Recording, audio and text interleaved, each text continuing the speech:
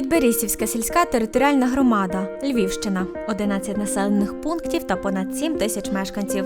Реформа децентралізації вдихнула нове життя в українське село і змотивувала нас до залучення інвестицій та пошуку різноманітних шляхів розвитку та вдосконалення, аби кожен мешканець зміг задовольнити власні потреби в освіті, саморозвитку, дозвіллі, безпеці, соціальній інтеграції та якісній медицині в межах території своєї громади. Відтак, у нас є 5 медичних закладів з базовими послугами, 6 шкіл, 3 дитячі садки та ще один у процесі будівництва.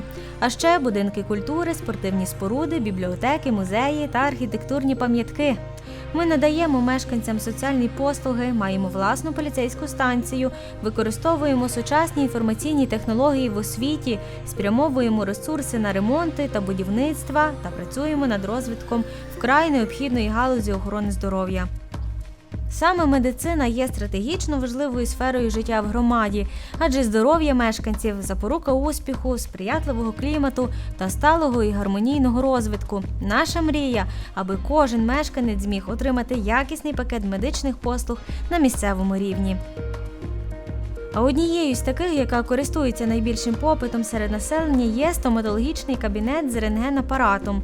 Місце для нього є у новозбудованій амбулаторії Миклашівського старостинського округу. Такий проект зможе охопити понад 3,5 тисячі мешканців з навколишніх населених пунктів, які зможуть планово чи терміново звернутися до фахівця та скористатися сучасною послугою у своїй громаді. Здорова громада – щаслива країна.